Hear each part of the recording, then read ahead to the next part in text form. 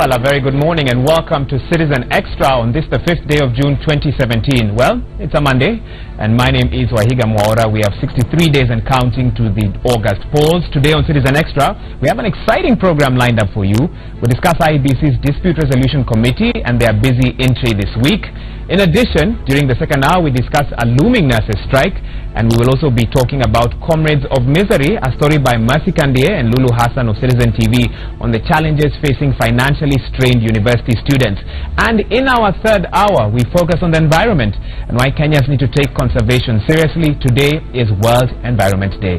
Talk to us on our social media platforms. You can SMS us 22422 or on social media, Facebook, Twitter, at Citizen TV Kenya, and we'll be able to read your feedback throughout the course of this broadcast. Let's now take a look at our news diary and some of the stories that we'll be following in the course of this broadcast. Now, as I had indicated, an estimated 25,000 nurses across all public health facilities have downed their tools. We'll bring you up to speed with this developing health crisis. Also, the IBC continues its dispute resolution arising from the political parties' nominations. We'll be live from the Milimani Law Courts where the committee is sitting. We should have that link shortly. Now, keeping up with politics, the National Super Alliance Brigade will be in Machakos town today. This follows their weekend tour of Kakamega, Bondo and Kapsabet. That's how the Alliance launched its blueprint for the Western region. We will be bringing you this event live as it unfolds. And still in politics, the row on Kenya's nominees to the East African Legislative Assembly continues this week. We keep you posted on the way forward on this stalemate that is crippling the operations of the regional parliament. And finally, today is the World Environment Day, celebrated across the globe. This year's theme is connecting people to nature, which implores us to get outdoors and into nature to appreciate its beauty and its importance, and to take forward the call to protect the earth that we all share. Well, those are some of the stories and topics you can expect us to discuss throughout the course of this broadcast. Of course, we are live from different locations. We are live from the Milimani Law Courts, where the IBC Dispute Resolution Committee is meeting from 9 a.m. They have about a week and a half up until the 13th, and there we have some of those images to discuss various petitions that have been brought before them. They'll be hearing from the complainants and the respondents as well. And judging by what has been issued a cause list in today's newspapers, we can see that most of the issues are revolving around the county assembly. And in addition to that, a lot of them from different areas, some of them even touching on returning officers as well. We'll be able to give you more details as and when we get them. We'll also be updating you on the London attack and, of course, what the police are doing in regards to investigations. So far, we know that 7 people were killed in central London yesterday, or actually Saturday night, when 3 attackers drove a van into pedestrians on London Bridge and launched a knife attack in a market just next to the London Bridge. We'll have all those updates as well. Any new information that the police may have, we'll be able to give you that. But those are live images now from London, even as the police continue to mark off areas where the public are not allowed to access as they carry on their investigations. Remember, this is the 3rd attack in the last 3 months or so. Very worrying time, and of course President Uhuru Kenyatta yesterday took time to send a message to Prime Minister Theresa May and let her know that we are together, we mourn with London despite what is happening there. More updates on that story as and when we get them. Remember, looming nurses strike, we should actually change that and say that the nurses should actually have begun their strike at midnight about 9.5 hours ago. Those are live images now from the Coast General Hospital. And we'll be able to get an update from our reporter there in regards to the status. But so far, the information that we have received is that nurses should have downed their tools at least 9.5 hours ago. And they have already downed their tools, actually, 9.5 hours ago. The Council of Governors is expected to address a press conference in an hour or so to explain the issues that have led to this, bearing in mind that an agreement between the COG and the nurses was supposed to be signed. That has not happened, and that is the key grievance of the nurses. We'll be able to get deeper into those details throughout the course of this broadcast. But the nurses have officially begun their strike 9.5 hours ago, to be precise. And we'll have updates from across the country, from Nairobi, Mombasa, and Eldoret, and other parts as well, throughout the course of this broadcast. Well, let me introduce my panel in studio who will be helping us to delve deeper into these issues. I'm joined by Danson Omari, a political analyst. In addition, we also have Dennis Tumbi, also a political analyst. Gentlemen, welcome to the show. Thank you. And Njoki Ndiba, helping us also to achieve gender parity in studio today, a political analyst as well. Welcome to the program. Thank you very much. Thank you so much. Well, the IBC began hearing nomination disputes from the 4th of June. That is expected to go up until the 13th of June. I mentioned that earlier in our global intro. In addition, late last week rather, the IBC posted on their Twitter handle a list with 106 cases that they have received from the EACC touching on leadership and integrity issues that they have received from the EACC. IBC then stated that the EACC is processing and analyzing this information received so far, so that once they give their verdict to IBC, then IBC will know the way forward. Let's take a look at some of those cases that were posted on the IBC's Twitter handle. We'll be able to go through them systematically, and we should have those graphics up on the screen. So the list has 0 presidential candidates, 19 governors, 4 senators, 3 women representatives, and 23 members of parliament. I know you must be wondering why I mentioned 106 cases, but the aspirants or the candidates on your screen might not be adding up to that. It's because some of these individuals have more than one case. So the candidates are fewer in number, but the cases in total add up to 106. Let's get a bit more specific and take a look at individual cases and which of them and what some of them are. Starting at we have some from the who are at the gubernatorial level, others at senatorial as well. And one gentleman, that's Mr. Chitavi Anthony Mkala, has actually been charged and convicted. There we go, a governor aspirant from Mombasa. The commission received and investigated allegations that he flouted tendering procedures in the award of medical insurance cover for the Mombasa Water and Sewerage Company. This dates back to 2007, 2008. And thus he has been barred from contesting. So he's actually the first casualty in this whole 2017 integrity process. Let's take a look at others who have cases pending in court. Some big names, some names that need a little or no introduction. And let's get specific right now. Aidan Nasif Jama, Garissa County. The commission received and investigated allegations of abuse of office and failure to comply. The status is still ongoing. The matter is pending in court. In addition, Godana Doyo from Isiolo County, the commission has received and investigated allegations of irregular substitution of a supplementary budget for the 2013-2014 financial year. Machakos Governor Dr. Alfred Mutua, the commission is investigating or has received and is investigating allegations of abuse of office in the purchase of second-hand vehicles. These are Subaru vehicles valued at 47 million Kenya shillings. The candidate has not taken a plea due to a court injunction, and the matter is pending in court. So those are some of the cases that are pending in court. Let's take a look at a few others as well. And where the matters are, we'll also be taking a look at cases that are under investigation before they are taken to court as well. Let's take a look at that. We have Governor Sospita Ojamong from Busia County. Okay, there we go.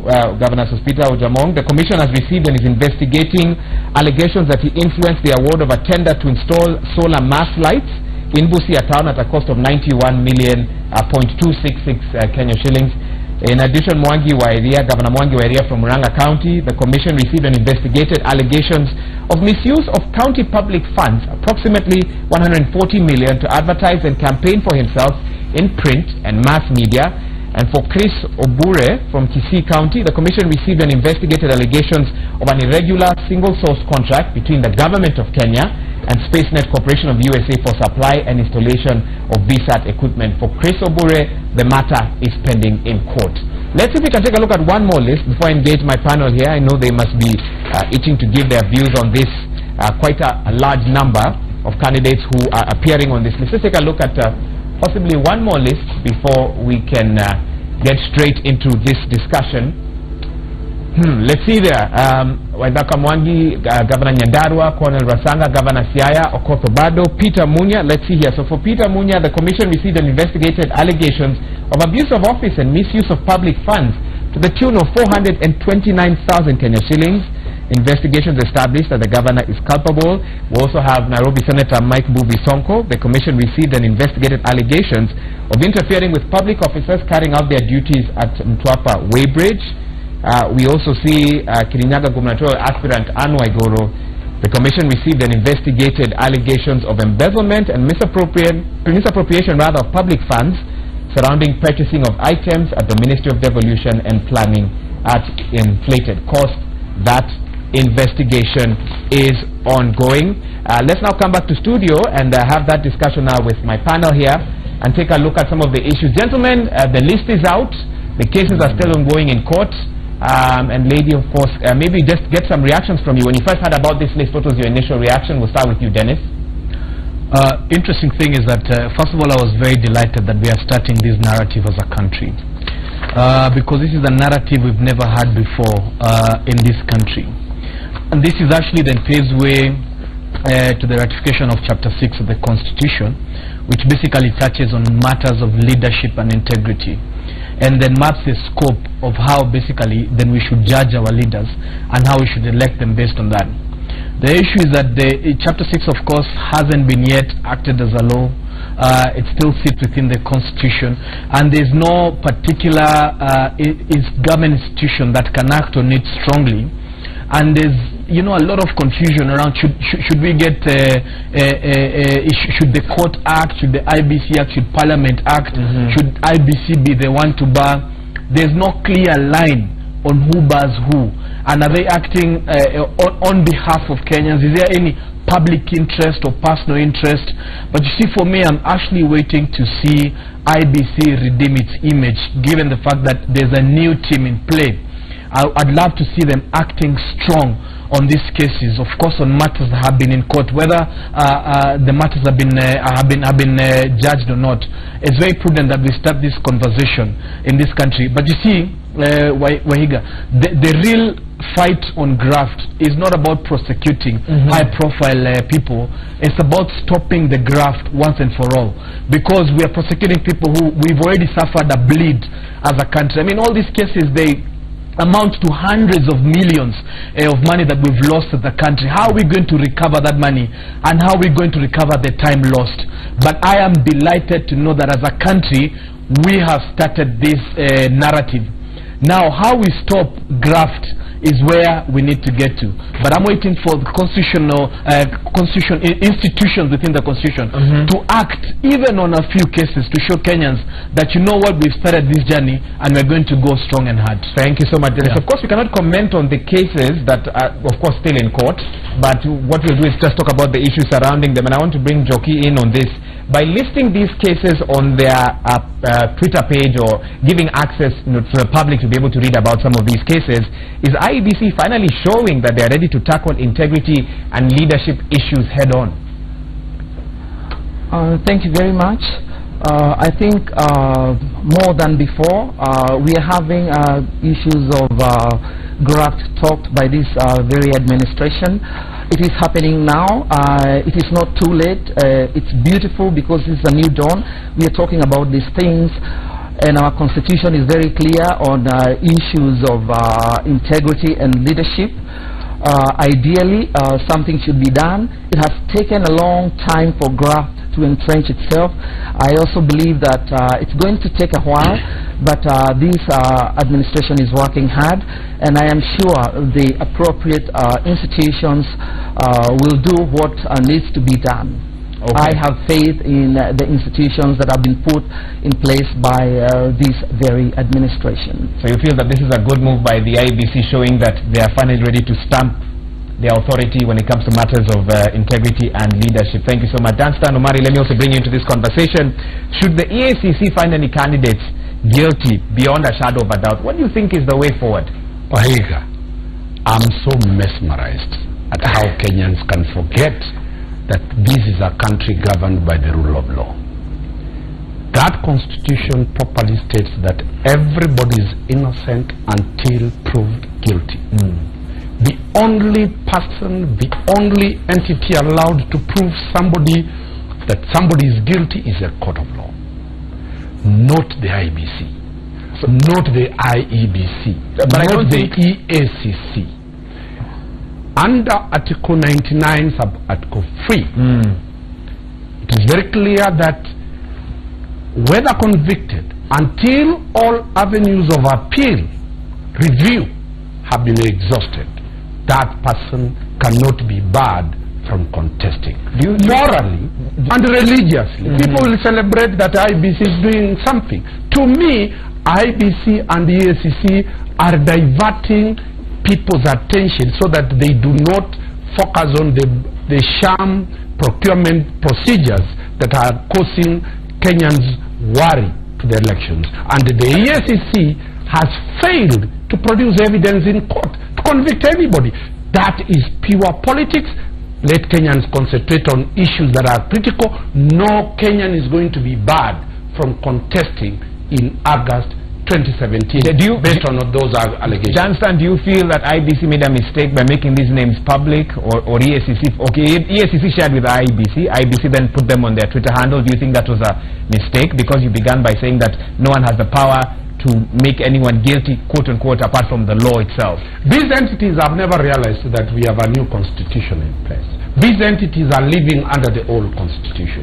These entities are involved in politics in order to cover up the mistakes, logistical mistakes that they have failed to address to me, this was a diversionary tactic from the IBC so that people don't look at the logistical nightmare that we are facing on 8th of August. To me, it is nothing, it is hot air. The law is very clear that they should look at case petition number 522, where Uhuru Kenyatta, William Ruto, and Dr. Gesami, my former MP from West Mugrango, civil society went to stop them from contesting in 2013, and the court's 5 benches, the High Court of 5 bench said it very clearly that that is a mere allegation. So it is a settled law. I don't know what people are talking about, and the press should consider highlighting more on whether the IBC for the is election prepared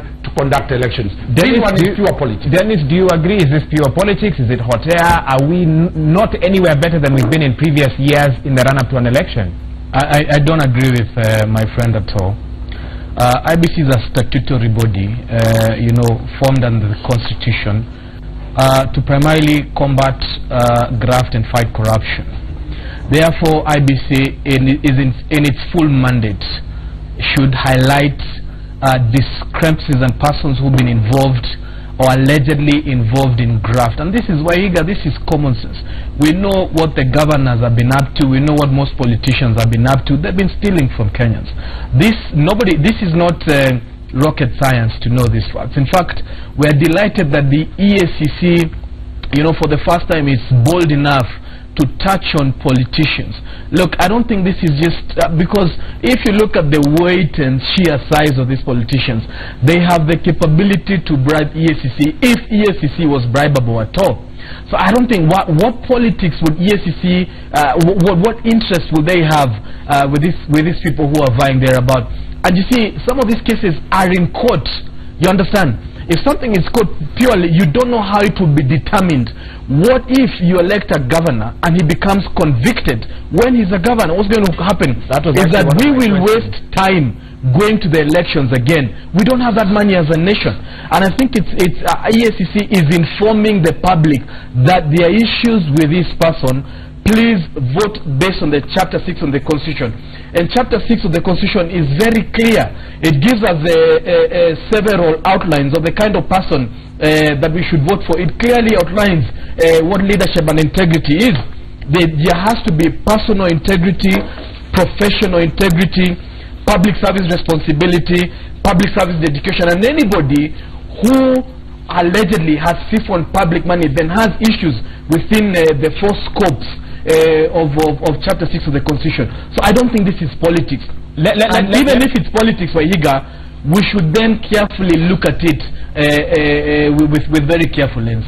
Let me now also play the role of the devil's advocate and talk about the individuals who've been mentioned in some of those cases.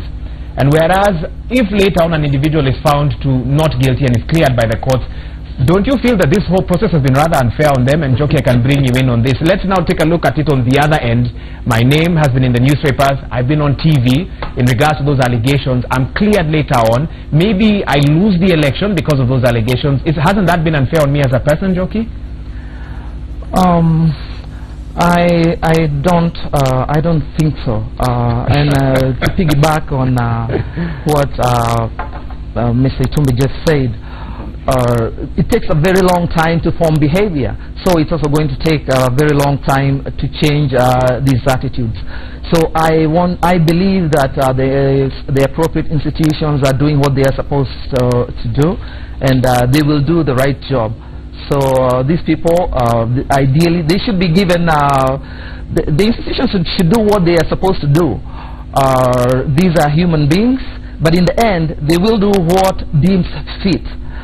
And I believe they will do the right thing. I mean, the institutions themselves. Okay, so you again putting faith in the institutions. Danstan, I saw you laughing when I asked that question. Again, just asking, out of those 106 cases, some of them are going to be more, okay, let's not even talk about what percentage will be cleared or won't, but it's obvious that that for those for whom the court will find that they are not guilty, they might feel aggrieved that you've dragged me through media and sort of all sorts of discussions, and it's worked against me in the political arena. What would be your comment on that? I'll tell you for free, Waiga, that all the cases that have been dragged to the Ethics and Anti-Corruption Courts, only two convictions, the Butola and the Ongonga. Those are the only two people who have been convicted, and they went to the Court of Appeal. That conviction was quashed. The reason is simple, that the people who are mandated, these people Kenyans are talking about, those organs, there is nothing called an organ of government that is independent, that is objective, that deals with work the way it is.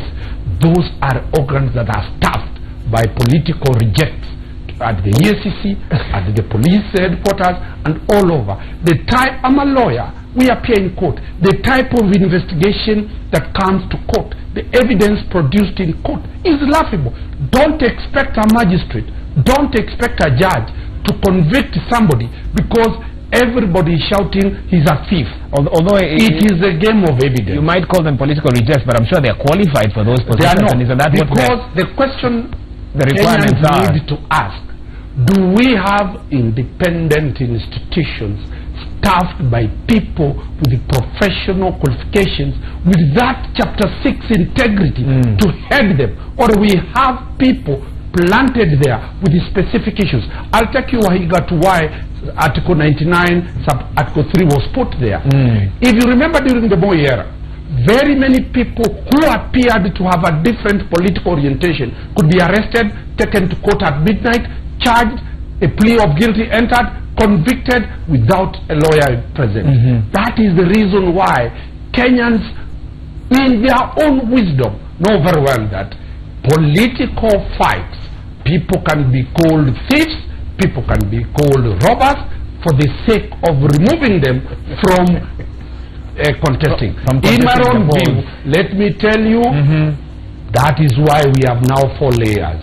If you have evidence against somebody, take it to court, convict him, let him appeal, go to the High Court, let the High Court uphold that decision until the Supreme Court. That is fundamentally what it is. And let me ask you, do Kenyans love those people they called, here we are demonizing? Look at the number of the people who have cases. They are the ones who romped in the party primaries. Kenyans love those you call thieves. Kenyans want those you call I don't think the law respects who we love or who we hate. I think the law it has one standard. But nevertheless, you raise crucial points. Let me switch gears a little bit and bring Dennis in on this. Dennis, what role can party leaders play in ensuring that their aspirants adhere, or their candidates adhere to Chapter 6 of the Constitution? If you're a party leader and many of your members of the party are on that list, although it's a bit early to comment because those cases are still pending in court, should you be trying to find out what the issues are? Should you, trying to get more information on the same? What role can party leaders play in this process that we're talking about, integrity moving forward? Thank you, Wahiga. It's a very critical question. I'll give you the answer, but the will is not present politically. Unfortunately, because you see, what happens is that I've discovered that political parties are just handbags and wallets for basically party leaders. But for the sake of the public and the sake of this nation, if you have a case in court, the party leader, in the sake of the public, should ask the person to step down, because we don't have we are mature. Listen, Noiga. First of all, let me tell you what. We know cases in court. You know, we have issues that are independent and issues that are dependent. First of all, we have bureaucracy. We have lengthy court processes. We know a case can stay in court, maturing and brooding for 15, 20 years. But this person will still be stealing and siphoning public funds. If you're named, you know, on anything corruption, you should be asked to step aside. And by the way, Wahiga, you see, in civilized nations, unfortunately, politically, Kenya, we are very uncivilized. But in civilized nations, even presidents and prime ministers step aside on allegations. When on allegations. An allegation is something that is strong enough. And by the way, some of these things are basically just even based on very small values. You understand? You know, the EACC and parties are unfortunately not independent at all. And they are cultured and developed for interest of a few people in this nation and not for the interest of the nation. So the party leaders have an opportunity to ask those politicians, step aside for the sake of the nation. Those are if you're proven guilty, Dennis, I hope you have the proof to prove those. No. You see, I'm basically giving advice to party leaders, you know, because look, we've started a new dispensation in this country. We are discussing honesty. You know, we have a new constitution that's beautiful, but there's no constitutionalism even within those party leaders. It's prudent for us to ask anybody who has been named as having participated in graft to step aside until proven guilty. Of those party leaders. Let me hold on that. Let's switch gears a little bit. I'm told we have some sound bites, I think, still on the matters of leadership and integrity. Let's have a listen to some of them, and then I'll get your reaction, starting with Benjoki. In terms of the elections, and my name has been mentioned there, obviously and warrantly, I want to tell all those concerned, whether EACC or IBC or the media, can we please desist and stop from misleading the masses with a lot of unnecessary witch hunting information and news that indeed has no value to the process of electioneering that we are in. We are a country, a civilized country with a constitution, and we have constitutional institutions that really indeed know what they are supposed to do. If somebody has this issue in court like myself, then we need to give the court its due process and due time. The issue of rotating and rolling around and pushing around information that is not worthy does not help us at all. I think it's high time we live along with witch hunting and concentrate piece of value for our people. Asanteni. Nataka tuambie nyinyi watu wa EACC. EACC afadhali tuvunjilie mbali kwa sababu ni pole station ya uwizi katika taifa la Kenya. Hawa ndio wameiba Kenya hii. Badala ya kuja kuangalia simple kama ameiba pesa hapa, wanaongwa wanaenda kwa akaunti nyingine wanaongwa wanaenda. Tunataka tuambie nyinyi ndio waizi wakubwa wa Kenya hii. Well, comments there by Garissa Governor Nasif Jama Adam. He seems to have zoomed in on the media as being the key issue why his name is out in the public in regards to allegations of graft. While Oscar Sudi, Member of Parliament, Kapsara, talking about EACC and questioning the credibility of that particular institution. Joki, the issue of media has been brought up. Do you think there's any truth to that? Do you believe he was justified making those comments? As far as Nadip is concerned, I do agree with him. These institutions should be given a chance to do their job, because we know that there is witch hunting out there on Sudi. I don't have proof what other people have been doing in their offices, in the jobs that they are mandated to do. So it's a very delicate dance, and I think all of us need to be patient and very sober so that we can give this country a chance.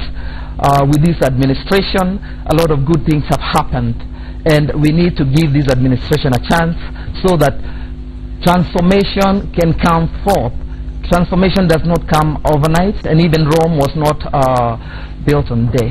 So do you think we should be having this discussion today in studio?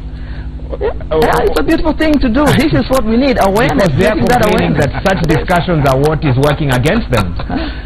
The discussion is good. What we are doing now, we are shedding light, we are raising awareness. All that is happening. This is a new beginning for this country, and what is happening is actually good. Whether these people are saying this or that negatives and positive go hand in hand. So it's all good, what is happening in our country. So, okay, let me bring Danstan in. Again, I saw him laughing even as those comments are being made. Do you have any reaction to those before I ask you my question? I have a lot of discussion on this point. One, the 106 people will go in cases. With these guys who have cases. Yes. Actually, the IBC, the ESCC, and the media is campaigning for them. Let me tell you, none of them is going to lose, because it is only a simple spin that you know I'm being persecuted just because I stand for your interest, Wanjiku or Mora in Nyamira constituency in Nyamira where I come from. So the only issue, the timing is wrong. You people and every Kenyan who is discussing these people is giving them a lot of mileage, a lot of publicity, and they will go. I'll not comment much more about Oscar Sudi because I'm one of his lawyers in that anti-corruption case. I'll leave it at that. But what I'm saying, for what I'm saying honestly, the way it is, the objectivity of the composition of the organs of government is a critical question that needs to be discussed. Do Kenyans have confidence on those organs? Has the EACC ever delivered any political conviction in terms of corruption? You will see them arrest police officers taking 10 shillings. Within a week, they are convicted. We heard the other day the president himself saying that anybody found vandalizing SGR, it will be turned into a capital offense. Why Kenyans want to turn corruption into a serious issue? Why is it not a capital offense? Let us be honest to each other. This is a country that lives on corruption. This is a country that people put their heads in their sand.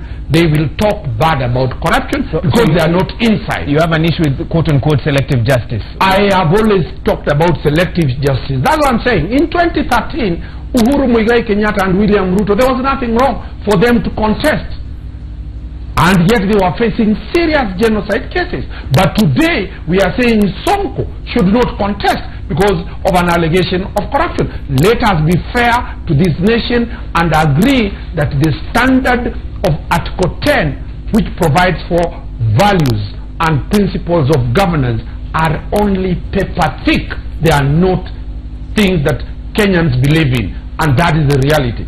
Any of the relatives of those people will always be very comfortable so long as those guys are inside. But when we are outside, they say, nyinyi munakula nyama. The others are saying, si tunakula nyama. It is the game, the nyama is the corruption. The number of candidates you are seeing pursuing to be elected is because of the corruption. Good. Can Kenyans deal with the question of corruption on August? So you raise, I can hear you again raising a lot of questions about organs that are supposed to handle these matters, and we'll come back to that even shortly. Dennis, coming back to you, we've talked about some candidates using accusations for political gain or to politicize the process. How then moving forward can we ensure that candidates, you're almost as a candidate now waiting to be accused because you know that will work in your favor? How can we ensure that that doesn't happen, because it could affect the process going through the courts? Very good question. One of the things that I have encountered is that, first of all, if politicians shouting at EACC and shouting at the media, is this basically an indication of a pathetic, apathy, political and executive apathy on fighting graft and corruption? The same people that we entrust on accountability are the same people who hate accountability, are the same people who are talking down on accountability. It is absolutely unfortunate. And also hearing, my lawyer friend almost endorsing what I call political robbery or financial robbery is absolutely a terrible thing.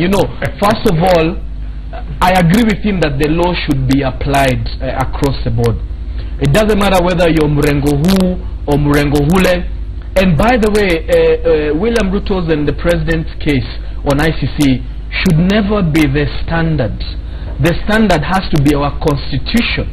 and how we practice constitutionalism, how we empower bodies like the media to highlight graft, how we empower EACC to fight graft, and we must deal with political apathy and executive apathy on fighting matters corruption, Waihiga. And it's a sad place to be in Kenya, where the president will say, if you're stealing one nut from SGR, it should be a capital punishment. But if you're stealing billions, then we should, we should praise you in the streets and escort you to ACC. You know, the measure whether you're a chicken thief or you're a inflated thief or whatever it is, over publicized, you should be dealt with the same metrics.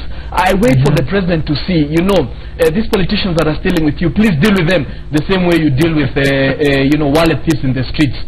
So we have to apply just metrics, but we have institutions that are pegged in the constitution that we must empower by all means.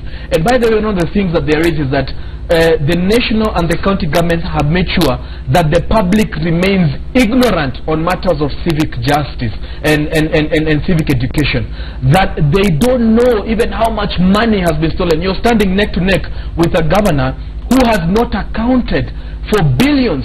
His position is to clear his name. How much money was given to the county? How much can you account for? Then you clear your name. You're being given an opportunity to clear your name. But coming to say we are being targeted. We are being targeted by who? You ate the money with who? Thank you. You understand? So the opportunity is for you to clear your name. Stand aside and clear your name. Would you step aside if you are in this? I know. By the way, look, first of all, I would never steal public money. If Danstan here brings an allegation against you, he's just out of nowhere. Maliciously.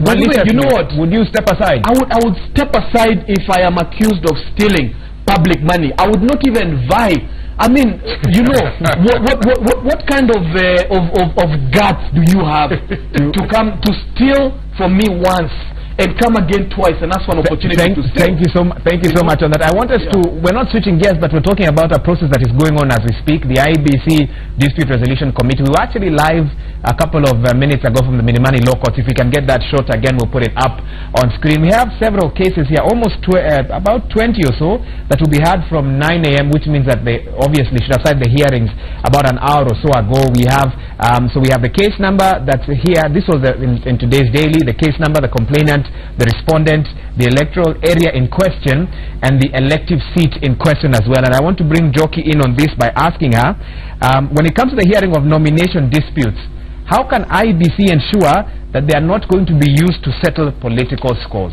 Because if I have an issue with a candidate, and I have, I can quickly rush to the IBC, say I have this problem with them, and maybe drag out many things that may not even be related to, that may not even be relevant in the courts. How can we ensure that IBC handles this process in a manner where they're not being used to settle political scores? I think IBC should liaise with the parties so that they can get into the depth of the issues. Liaise with the people, do thorough investigations. That's the only way. Otherwise, there is no one way of making sure that you get the truth from that. It's very, very complex.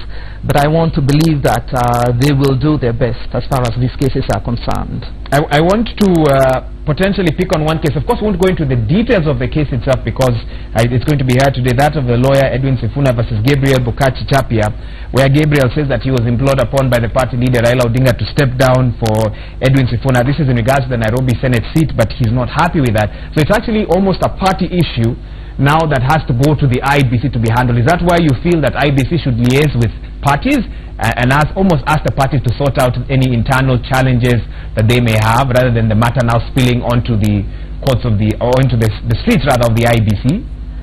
I think in this case the party owes it to this person to explain to them why they are doing that, and I think they should not preach water and drink wine. They should do the right thing in this case specifically.